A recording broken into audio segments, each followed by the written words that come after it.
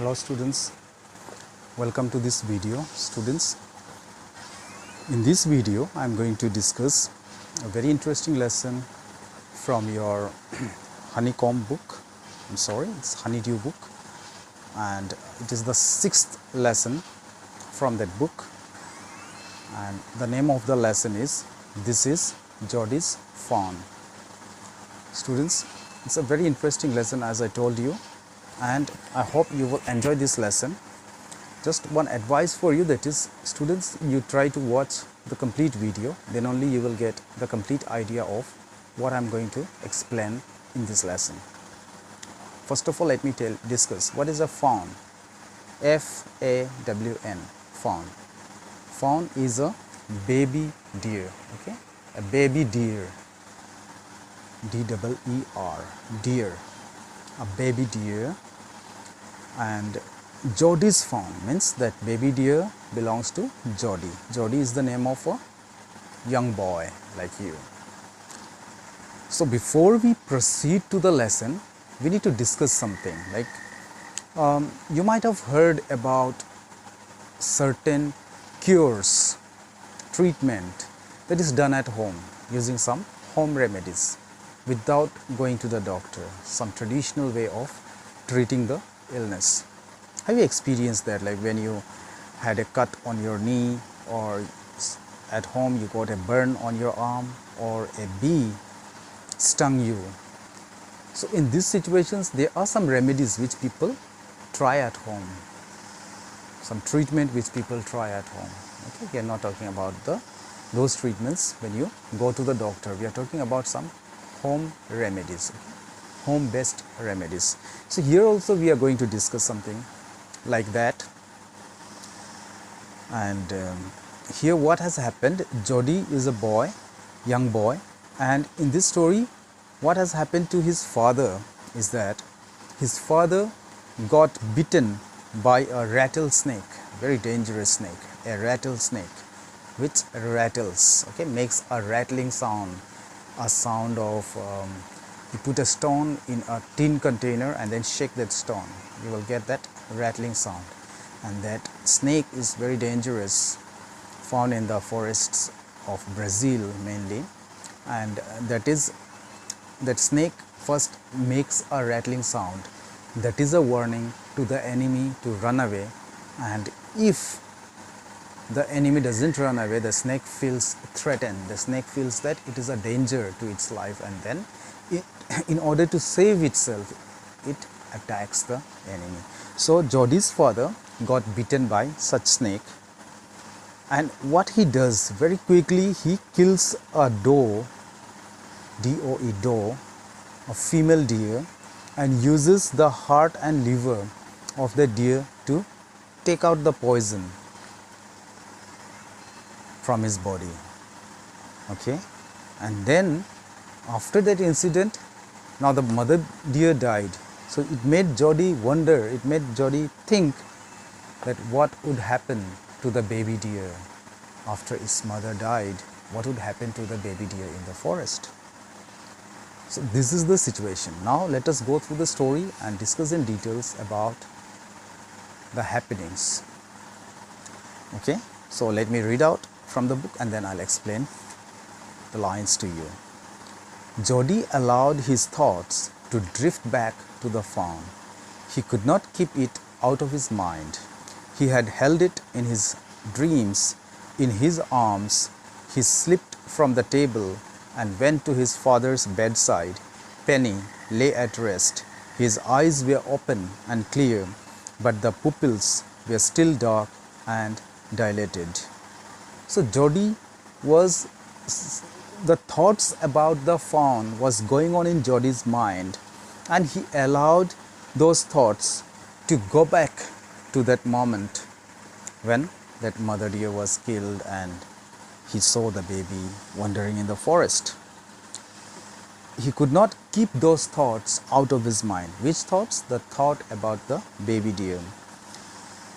In his dreams, he used to hold the baby deer in his arms. Then what he did, he slipped from the table, went to his father's bedside. That time he saw his father, Penny, he was taking rest. His eyes were open and clear, but the pupils were still dark and dilated. Jody said, means enlarged, okay, due to the effect of the bite, they were enlarged.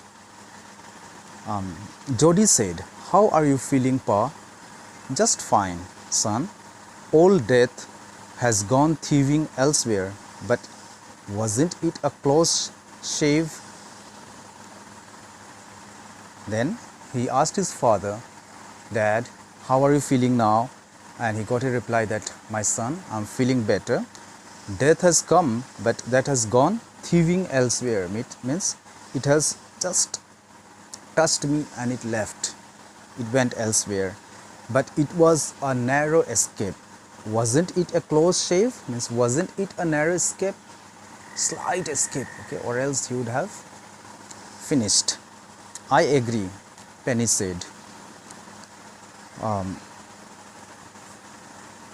"I'm proud of you, boy, the way you kept your head and did what was needed." Then Penny said that, his father said that, "I'm proud of you, the way you kept your head, the way you were able to handle that type of critical situation. I'm really proud of you.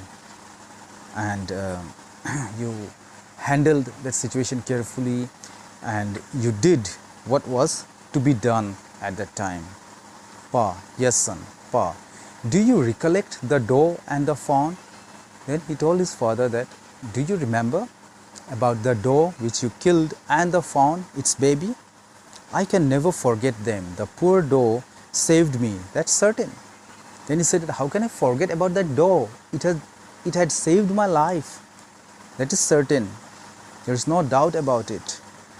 Pa, the fawn may be out there yet. It might be hungry and very scared." "I suppose so."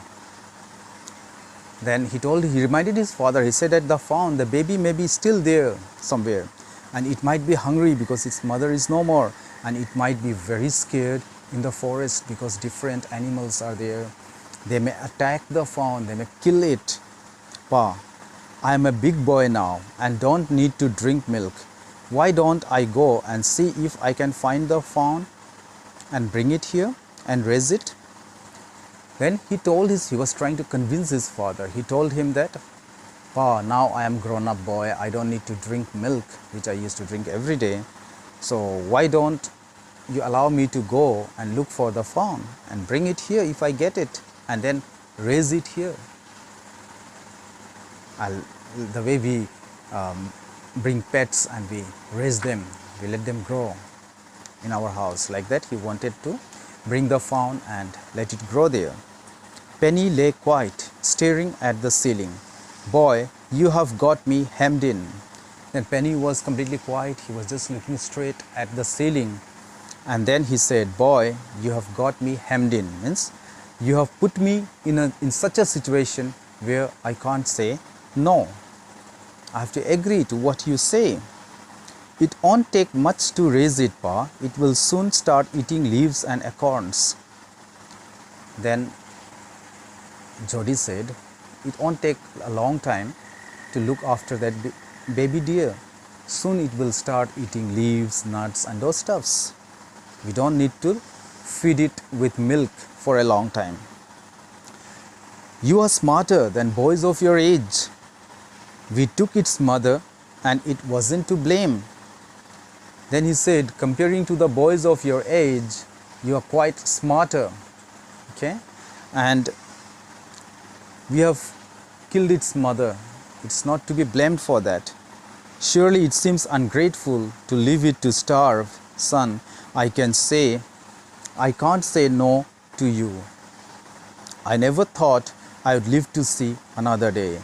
Then his father said that we have killed its mother.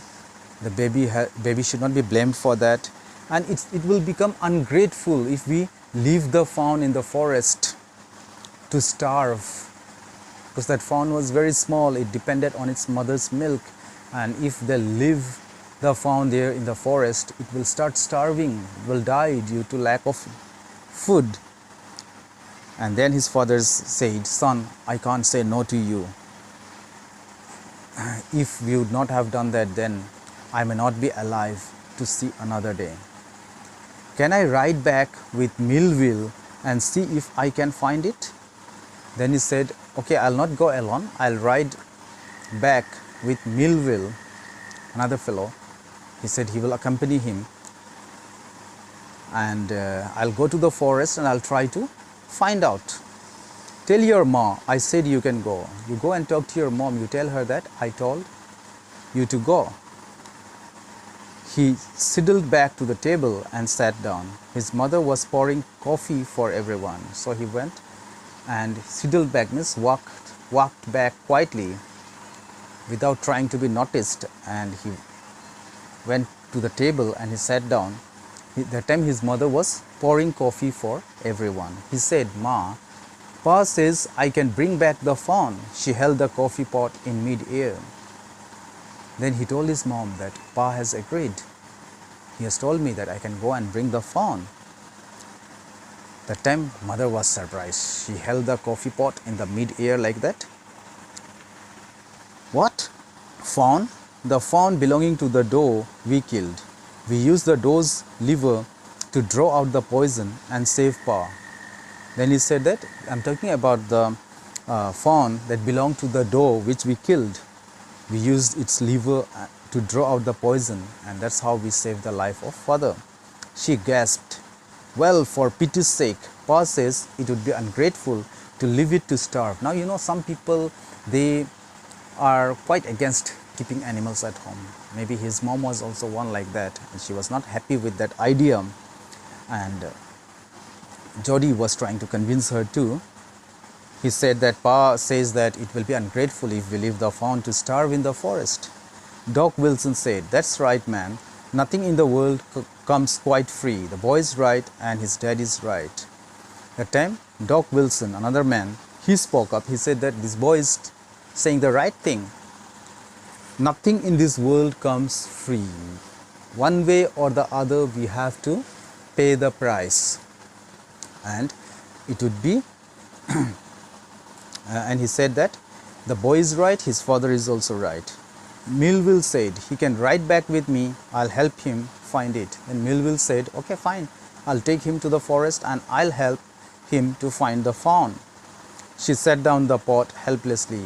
Well, if you will give it your milk, we have got nothing else to feed it.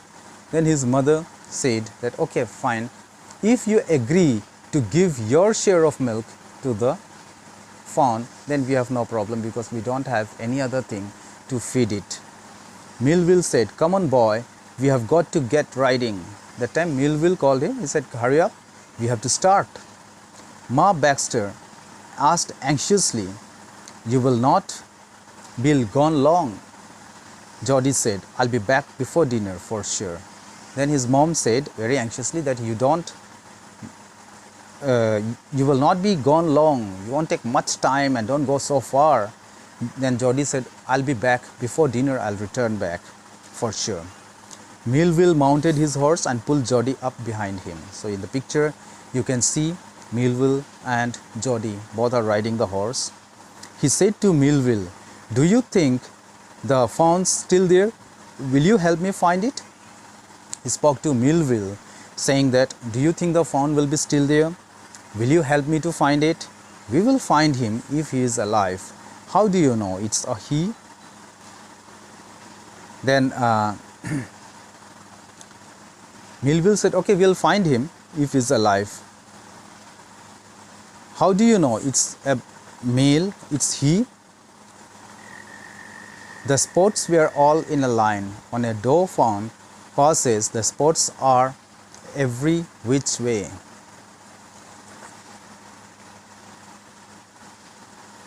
Okay. When Jody told him that, will you help me to find him? Then Millville asked him that, how do you know that it's a male, it's he? And Jody replied, he said that the spots on that fawn were all in one line. Okay, that is why it is a male. Pa says that if it is a female, the spots on the skin are in different directions. are every which way, means in different directions you will find the spot, and if it's a male, the spots will be in a single line. Okay, I hope up to here it is clear to you. So both of them were on their way to find out the fawn. Okay, let us see what happened next. Jody gave himself over to thoughts of the fawn. They passed the abandoned clearing. So they were going through the forest and he was thinking about the fawn. Jody was thinking about the fawn. They passed the abandoned clearing. They passed the place where there was a clearing and that place was abandoned, it was left. He said, cut to the north, Millville. It was up here that Pa got bitten by the snake and killed the doe, and I saw the fawn. Then he told Millville to move to the north direction, and he said, this is the place where Pa got bitten by the snake and the doe was killed, and he saw the fawn there. Suddenly, Jody was unwilling to have Millville with him. If the fawn was dead or could not be found, he could not have his disappointment seen. And if the fawn was there, the meeting would be so lovely and so secret that he could not endure to share it. So at that time a thought came to his mind. He was unwilling to take Millville with him further, further distance. What was the reason why he was not willing to take Millville with him? Two reasons were there. One was, if the fawn was dead, or by chance if he would be unable to find the fawn, then surely he will be disappointed, and he didn't want his disappointment to be noticed by Millville. First reason. Second reason is that by chance if he finds the fawn, the meeting between him and the fawn would be a secret one and it should not be disturbed by a third person. Due to these two reasons, he didn't want Millville to accompany him. He said, it's not far now, but the scrub is very thick for a horse. I can make it on foot.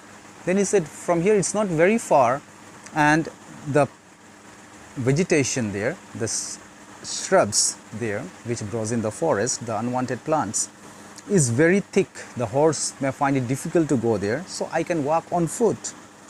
But I'm afraid to leave you, boy. Suppose you got lost or got bitten by the snake too.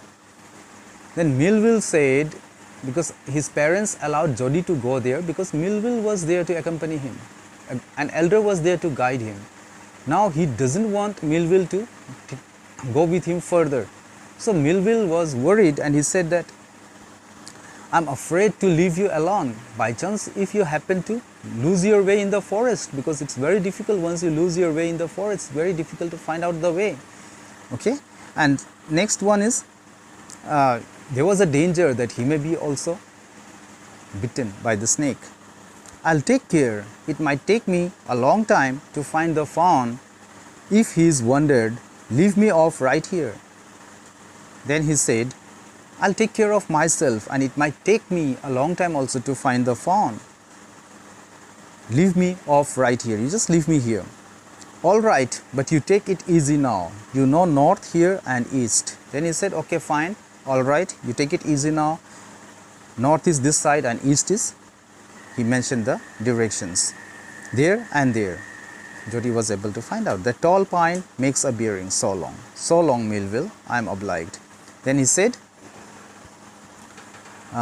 he pointed at tall pine. He says that is the indication. And then Millville left him there. He left Millville there.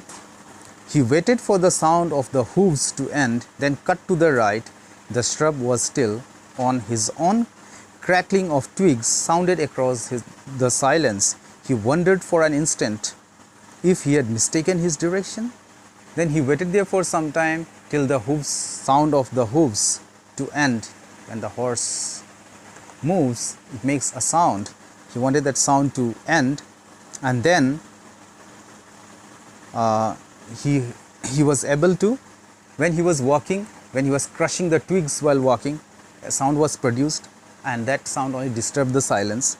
And then he was thinking, for a time being, he was thinking that if he had mistaken the direction, then a buzzard rose in front of him and flapped into the air.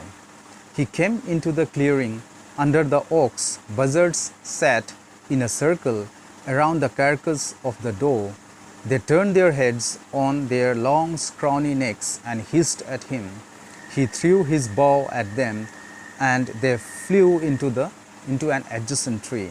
The sand showed large cat prints, but the big cats killed fresh and they had left the doe to the carrion birds. Then a large bird, buzzard, a large bird like the vulture, which eats dead animals, that flew in front of him and it flew into the air. Then he reached the place where there was a clearing under the oak trees, and there he found those birds like vultures sitting in a circle, turned their heads on their long scrawny necks, and they were hissing at him, making a hissing sound at him. Then he was carrying a bow, a dead part of a thin branch of a tree, and he threw it at them, and those buzzards, they flew to an adjacent tree. Then when he looked at the sand, he was able to see large cat prints, but the cats, they eat only fresh food. If an animal is dead for a long time, then it will not touch. For example, if you have a pet cat at home, you will notice if it finds a dead mouse, it doesn't touch it. But if it kills a mouse, then it will eat because that's fresh. Same thing with the big cats. They don't do, even the doe was left, they didn't touch the doe, they left it to the other birds. Okay, so students, I hope you have understood up to this. Try to read the lesson and try to go through the words, the phrases, and try to understand the lesson very deeply. We have read about so many things, about the incident that happened to his father, about how he convinced his father and mother, and how he was allowed to, on what condition he was allowed to go to the forest and find the doe. Then why he didn't want Millville to accompany him further to the forest. And then when he left Millville at a certain place, then how was his journey, and how he tried to reach the fawn. We will discuss more in the next video because this video is becoming long. So I'll make another video for the remaining part of the lesson. I hope you will be excitedly waiting for that. Thank you so much for watching this video.